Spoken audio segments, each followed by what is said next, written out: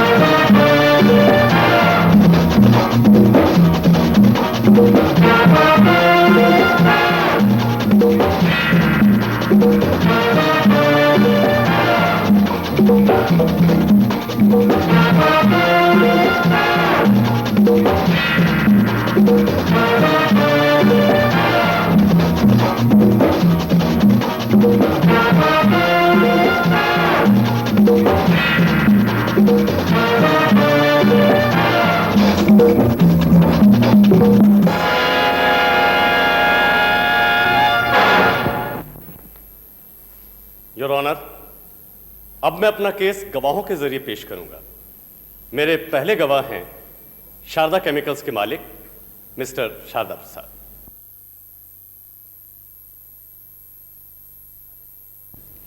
शारदा प्रसाद जी, आप क्या बिजनेस करते हैं?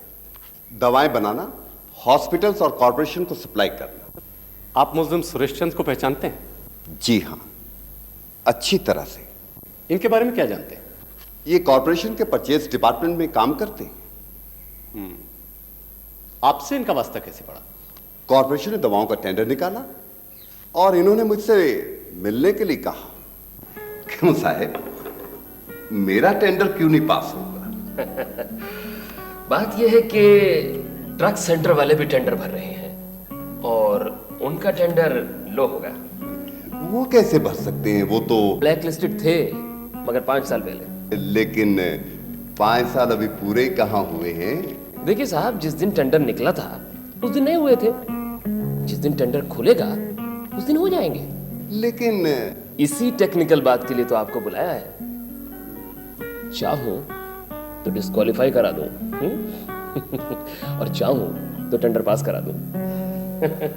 वे आपसे मिले थे, लेकिन उनकी मदद करके मैं कानून को तोड़ूंगा, आपकी मदद करके नहीं।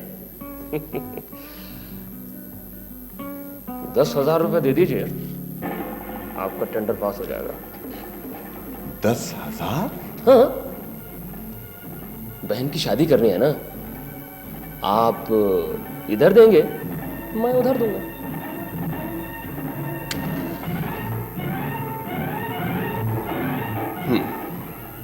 ठीक, मुझे मंजूर है।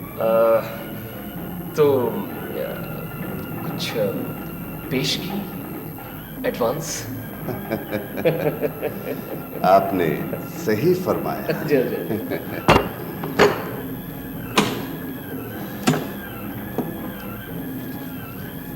ये लीजिए 1,000, बाकी के 9,000 आपके घर आकर दूंगा। आप उनके घर गए थे? जी हां, लेकिन मैंने पुलिस को खबर की। उन्होंने नोटों पर दस्तखत किए और वो निशानी लगे नोट मैंने इनको दे दिए। योर ऑनर, वो निशानी लगे नोट एग्जिबिट नंबर 4 में है, उन्हें देख लिया जाए। Thank you your honour. Your witness. Sharda Prasad ji, अब तक कॉरपोरेशन में आपके कितने टेंडर पास हुआ? बीसीओ। आपने कितनी कितनी रिश्वत दी? मैंने रिश्वत नहीं दी। अच्छा, आप ये कहना चाहते हैं कि वहां टेंडर बिना रिश्वत के पास होते हैं? जी हां। फिर आप झूठ बोल रहे हैं। आपने इन्हें रिश्वत नहीं दी? इन्हें मैंने रिश्वत दी है। लेकिन क्यों? जब आपके टेंडर बिना रिश्वत के पास होते हैं तो आप जैसा चालाक व्यापारी भला किसी को एक कौड़ी भी क्यों देने लगा? मैं एक बेईमान को पकड़वाना चाहता था। गलत। जिसके काम ईमानदारी से होते रहे हैं वो ऐसे पचड़े में नहीं पड़ेगा। और फिर ये ऑनर, मेरा मुवक्किल एक मामूली सा असिस्टेंट है, कोई अफसर नहीं। आप कहना क्या चाहते हैं? मेरा सबमिशन ये है योर ऑनर कि ये मुकदमा सरासर झूठा है। मेरे मुवक्किल ने न रिश्वत मांगी न ली। फिर ये नोट कैसे? शारदा प्रसाद जी ने मेरे मुवक्किल से गलत काम कराना चाहा। जब उसने इनकार किया तो इन्होंने उसे वहां से हटाने के लिए पुलिस के साथ मिलकर साजिश की और नोट लेकर उसके घर पहुंच गए और बस बरामद करा दी। इसका सबूत? ये साबित करना तो मेरे फाजिल दोस्त का काम है। मैं तैयार हूं योर ऑनर। मुझे दूसरा गवाह पेश करने की इजाजत दी है। इजाजत है। Thank you your honour.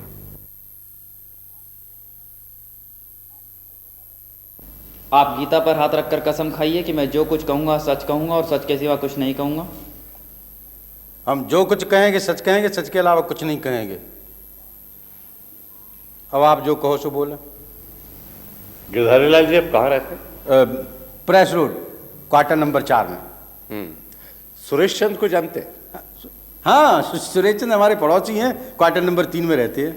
अच्छा, 30 सितंबर को क्या हुआ था? ठीक। हाँ, 30 सितंबर को। आप? मेरा नाम दीवान है, एंटी करप्शन इंस्पेक्टर हूं मैं। ये हैं हमारे महकमे के मिस्टर देवगन। हमें आपकी मदद की जरूरत है। हमारी मदद तो हम आप मेरे साथ चलेंगे? हाँ। कहाँ? एक बेईमान को पकड़ना, हाँ। पुलिस की मदद हो जाए और उसके साथ कोई ज्यादती ना हो, बस आपको सिर्फ इतना ही देखना। चलिए प्लीज। चलो चलो आइए। चलो।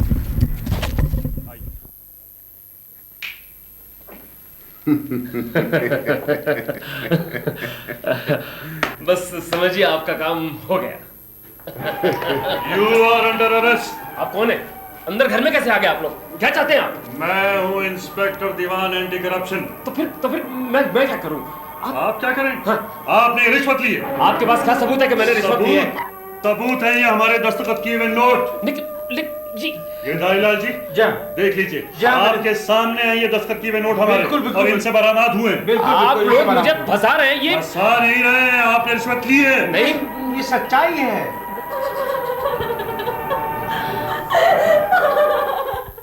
फिर क्या हुआ? फिर क्या होना था?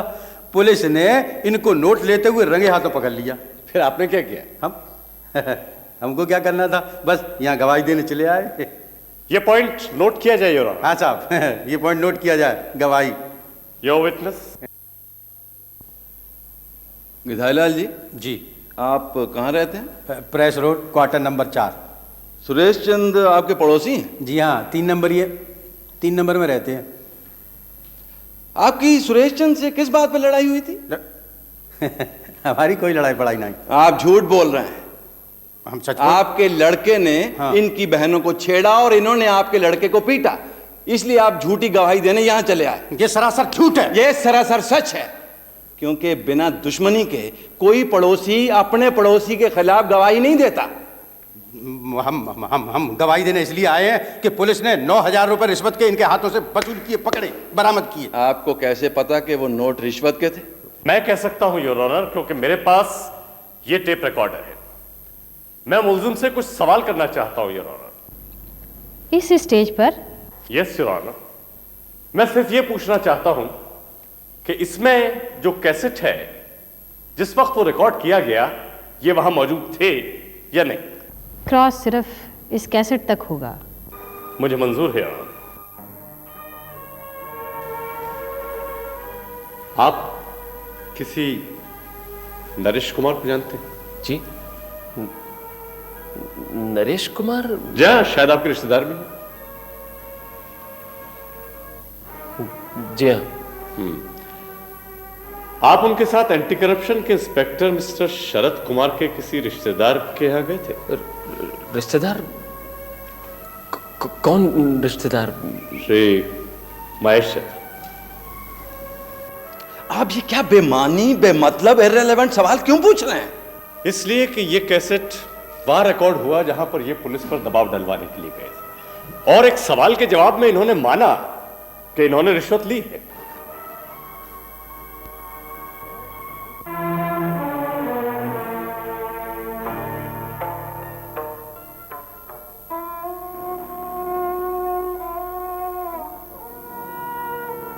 इन्हें अस्पताल ले जाया जाए।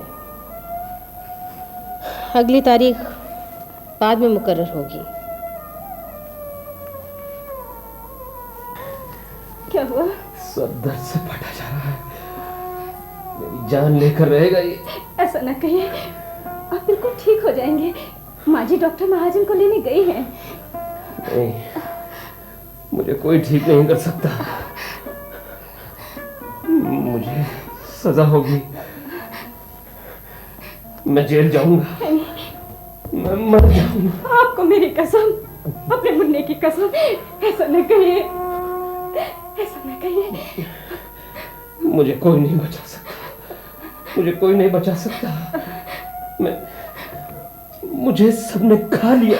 हमें माफ कर दो भैया, हमारा कोई कसूर नहीं है। हम आप पर बोझ नहीं बनेंगी भैया, आप हमारी शादी की फिक्र मत कीजिए।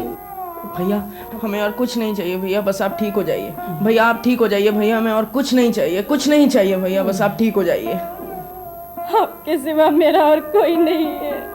कहता हूँ मुझको थोड़ी देर के लिए अकेला छोड़ दो, चले जाओ यहाँ से, सब चले जाओ। मैं कहता हूँ चले जाओ यहाँ से, मुझे अकेला छोड़ दो। आओ बेटा, आ जाओ, आ जाओ।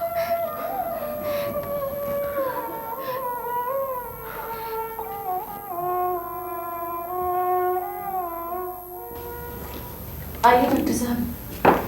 डॉक्टर साहब आ गए बेटा।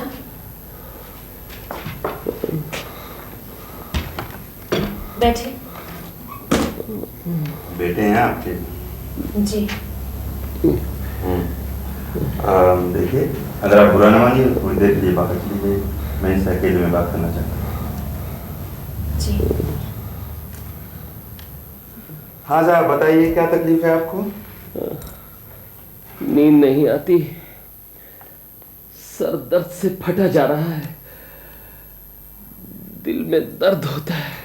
अच्छा, ये सब क्या रखा हुआ है सर पर? हटाओ इसे। तो दिल में दर्द होता है आपके? किधर? यहाँ, यहाँ। अरे दिल दो थोड़ी होते हैं भाई, एक होता है इस तरह। क्या इलाज किया अब तक? Wait, I'll see.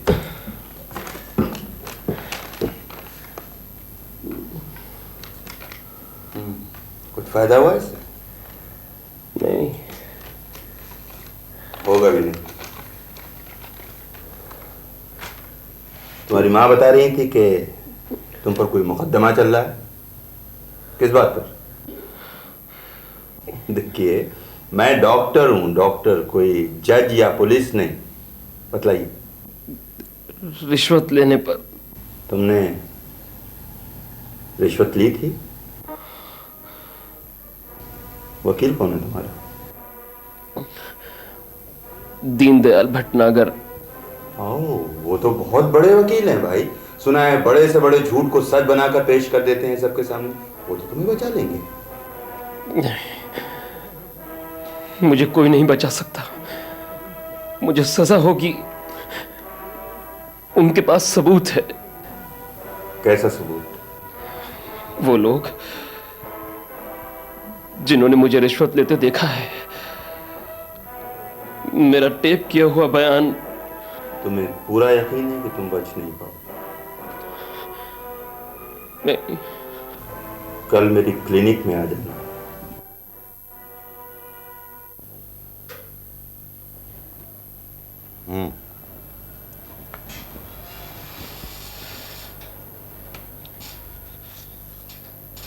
लो, इसे पढ़ो।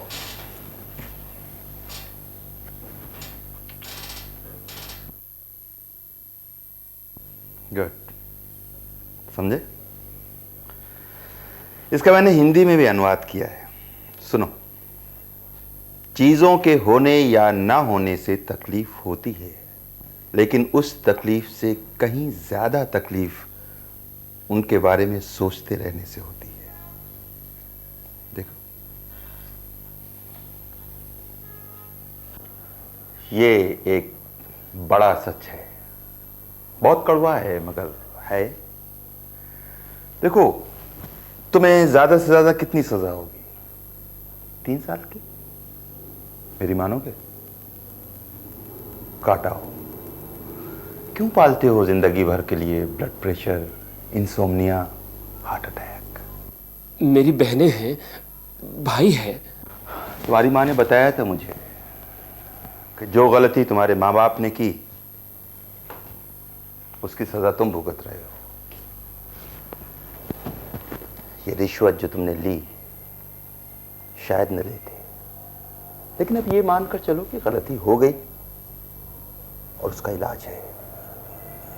जो गलती तुमसे हो गई है उसे अब कभी मत दोहराना। जो बोझ तुम्हारे माँ बाप ने तुम्हारे कंधे पर डाला है उसे अपनी औलाद के कंधे पर मत डालना। कितने बच्चे हैं तुम्हारे? 1। अरे, फिर तो मुबारकबाद दो अपने आप को कि तुमने उसका हल ढूंढ निकाला जो हम सब लोगों के लिए श्राप बना हुआ है। मुझे देखो, मुझ जैसा आदमी कितना कमाता हूं मैं, फिर भी थक गया हूं अपने बहनों के बच्चों की शादी का भात देते देते, और वो सिलसिला अभी तक जारी है, खत्म होने ही को नहीं आ रहा है। तुमने गिनती खत्म कर दी, अपने बच्चे के लिए बहुत अच्छा किया। अब एक काम और कर डालो। देखो, अगर सजा टल नहीं सकती तो जल्दी से जल्दी उसे भुगत डालो। बहुत बड़ी है ये जिंदगी, बहुत कुछ बन सकता है, बस बचा कर रखने की जरूरत है अपने आप को, अपनी सेहत को, अपनी मानसिक शांति को। मैं proceed your honour? Yes your honour, मुल्जिम का क्रॉस एग्जामिनेशन पूरा नहीं हो सका क्योंकि उसकी तबीयत खराब हो गई थी। अब वो ठीक है और डॉक्टर ने उसे कोर्ट में आने की इजाजत दे दी है। मैं मुल्जिम का क्रॉस एग्जामिनेशन करने की इजाजत चाहूंगा। आपको कोई एतराज है? योर ऑनर, हालांकि डॉक्टर ने इजाजत दे दी है, लेकिन मेरा मुवक्किल। योर ऑनर, मैं पूरी तरह ठीक हूं। आप क्रॉस एग्जामिनेशन के लिए तैयार हैं? जी हाँ, मैं कुछ कहना चाहता हूं। इजाजत है। मैं इससे पहले एक बयान देना चाहता हूं। अपनी मर्जी से या किसी दबाव या धमकी से? अपनी मर्जी से। मगर याद रहे, ये बयान तुम्हारे खिलाफ जा सकता है। योर ऑनर, मैं खुद अपने खिलाफ जा चुका हूं। ये जगह मेरे लिए नहीं है। मैंने तो अपने लिए कुछ और चुना था, कुछ और सोचा था।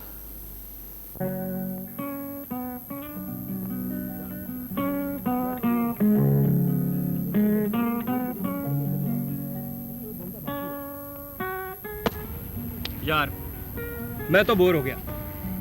बिना डिस्टरबेंस 1 बजे तक पढ़ने के लिए आए थे, अभी 1 घंटा बाकी है। पढ़ने दे मुझको। यार, ना खुद पढ़ता है ना मुझको पढ़ने देता है। कल से मेरे साथ पढ़ने नहीं आना। क्या बनेगा आखिर इतना पढ़कर, है? जज।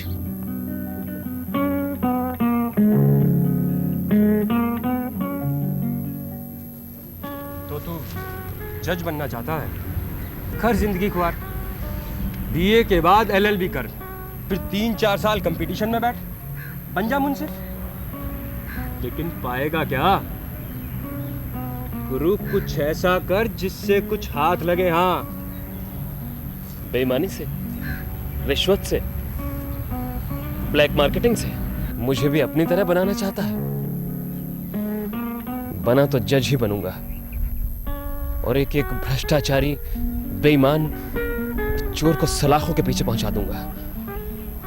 याद रखना, उस दिन मैंने सोचा नहीं था कि खुद सलाखों के पीछे पहुंच जाऊंगा। मैंने अपने लिए कुछ और चुना था, लेकिन मेरे पिताजी ने कुछ और।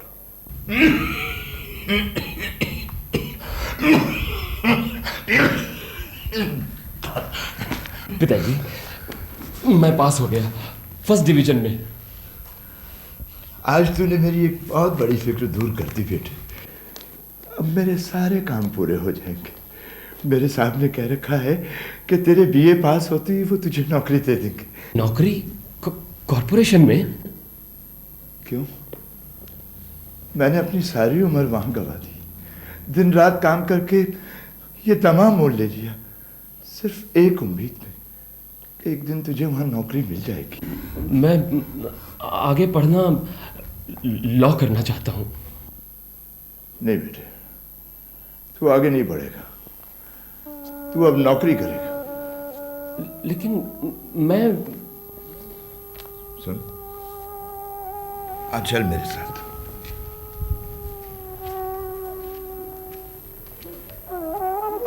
देख देख, ये तेरी 4 बहनें नहीं, 4 डिग्रियां हैं।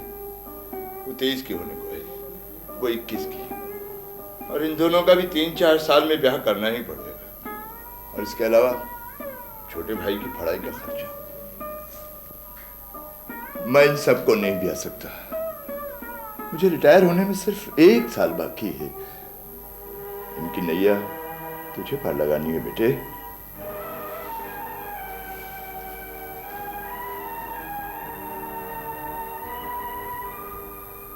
अरे क्या हाल है फर्स्ट डिविजनर होने वाले जज साहब? जज साहब मर गए।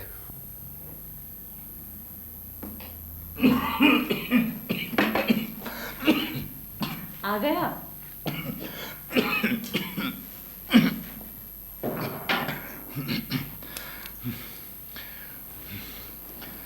क्या कहा उन्होंने? उन्होंने तो कह दिया, कहना तो अब तेरे बेटे को है। बेटे को? हमारे 23 की बैठी है, उनके यहाँ 25 की बैठी है। तो हम क्या करें? अरे उन्होंने कह दिया कि अपनी को यहाँ छोड़ जाओ और हमारी को ले जाओ अपने बेटे के लिए। सुरेश के लिए? हाँ। लेकिन उनकी लड़की सुरेश से बड़ी है। अरे क्या फर्क पड़ता है? मुझे फर्क पड़ता है। मैं आगे पढ़ना चाहता हूँ, मैं शादी नहीं करूंगा। और वो जो घर में बैठी है उसे बूढ़ी करेगा? अरे बाप उठ जाएगा तब सेरा बांधेगा। किसी के लिए मैं अपने आप को बेचूंगा नहीं। हाँ? तो अपने बाप को बेच दे और उससे जो टके मिले उससे आगे पढ़ और ब्याह दे अपनी बहन को कहीं और। ये मेरी जिम्मेदारी नहीं है, जिसकी है वो जाने। सुरेश, देखा अपने लाडले को? लेकिन एक दिन पता चला ये मेरी ही जिम्मेदारी है। वो मैं ही हूं जिसके सर पर यह जिम्मेदारी बांधी जा रही है। योर ऑनर, जिस दिन मैंने अपने बाप की अर्थी को कंधा दिया, उसी दिन मेरे घर का सारा बोझ मेरे कंधों पर आ गया। अपना धर्म पूरा करने के लिए मैंने अपनी बहन की शादी के बदले खुद शादी करना मंजूर कर लिया। लॉ करने और जज बनने का ख्वाब छोड़ मैंने अपने पिता के दफ्तर में क्लर्की कर ली। अपने सपनों को भूल गया और उन जिम्मेदारियों को पूरा करने लगा जो मेरे पिता की मौत के बाद मुझ पर आ गई थी। और उस पर मेरी छोटी बहन की शादी की तलवार मुझ पर लटक रही थी। लेकिन मेरा धर्म बड़ा था। मेरी आमदनी छोटी थी, मेरी पत्नी के अरमान थे। अपनी छोटी सी आमदनी में मैं अपनी पत्नी के अरमान पूरे करता या घर की जरूरतें पूरी करता। घर में लड़ाइयां होने लगी। माला, क्या बात है? तुमने उन्हें चीजें लाकर क्यों दी? क्या मेरा कोई हक नहीं? सब कुछ उन्हीं का है। अगर ऐसा ही था तो क्यों की मुझसे शादी? मेरी बात तो सुनो माला। मैं कुछ सुनना नहीं चाहती। आखिर मेरी भी कुछ इच्छाएं हैं, अरमान है। मुझे क्या पता था कि इस घर में आके मेरी ये दुर्गत होगी। मेरे तो कर्म ही फूट गए। माला तुम्हारे मामा जी की ये चिट्ठी है। क्या करूं इस चिट्ठी का? जा जाकर थक गया हूं। सब रकम मांगते हैं। इनकी मांग ज्यादा नहीं है, सिर्फ अच्छी शादी चाहते हैं। अच्छी शादी का मतलब क्या है? 50,000 रुपए। तुम्हारे पिताजी के उनके प्रोविडेंट फंड में सिर्फ 30,000 रुपए हैं। 20,000 रुपए कहां से लाऊंगा मैं? अपने आप को बेचूं, चोरी करूं, डाका डालूं? एक तो ये मुझे परेशान कर रही है, ऊपर से तुम ये ले आई।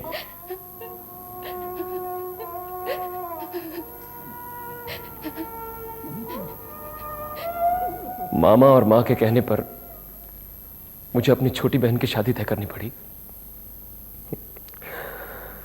शादी तो हो गई, लेकिन मुझे 20,000 रुपए कर्ज लेने पड़े, क्योंकि शादी से एक दिन पहले उन्होंने स्कूटर और टीवी की मांग कर दी। तू तो बस धर्मात्मा बना रहेगा, ना कर्जा उतारेगा ना आगे बढ़ेगा। लेकिन डर लगता है ना। कोई बात नहीं, तू ऐसा कर कि केस डिले कर देकर। हाँ, और जब वो लोग तेरे पास आए तो तू उन्हें मेरे पास भेज दिया कर। मैं उनसे लेके तुझे दे दिया करूँगा। एक बहन की शादी में 20,000 रुपए का कर्जा हो गया है और अभी 2 बाकी हैं, और ऊपर से छोटे भाई की जिम्मेदारी भी। मेरी पहली रिश्वत मैंने नहीं ली, दूसरी भी नहीं ली। फिर धीरे धीरे लेने लगा। पहले लोग रख जाते थे, फिर खुलेआम देने लगे, और फिर मैं खुल्लम खुल्ला मांगने लगा। योर ऑनर, अब मुझ पर कर्ज नहीं है।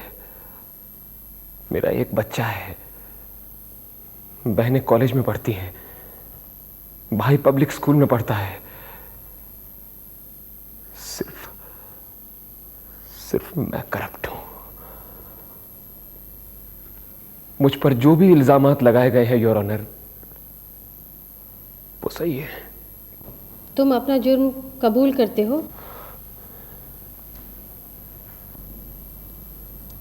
पर अपना बयान वापस लेने का अदालत तुम्हें एक मौका और देती है।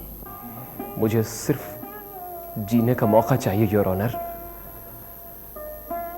मैं पागल, बीमार और रात रात तड़प कर जीना नहीं चाहता। अगर मुझे माफ नहीं कर सकती तो कम से कम सजा दीजिए, क्योंकि मैंने वो अपराध तो किया है जिसकी सजा मुझे हो सकती है, लेकिन वो अपराध नहीं किया जिसकी सजा बाप की जगह बच्चे भुगतते हैं। योर ऑनर, शादी के 6 साल बाद भी मेरे एक बच्चा है। मेरी वजह से वो अपने आप को वहां ना पाए जहां मैं खड़ा हूं, जहां मैं खड़ा हूं। मुलजिम ने जुर्म किया है, लेकिन उसकी उम्र, उसके घर के हालात और मुकदमे के दौरान उसके पछतावे और आने वाली नस्ल के प्रति उसकी जिम्मेदारी के एहसास को देखते हुए अदालत उसे 6 महीने की सज़ा और 10,000 रुपये जुर्माना अदा करने का हुक्म देती है। जुर्माना न अदा करने पर 4 महीने की कैद और बढ़ा दी जाएगी।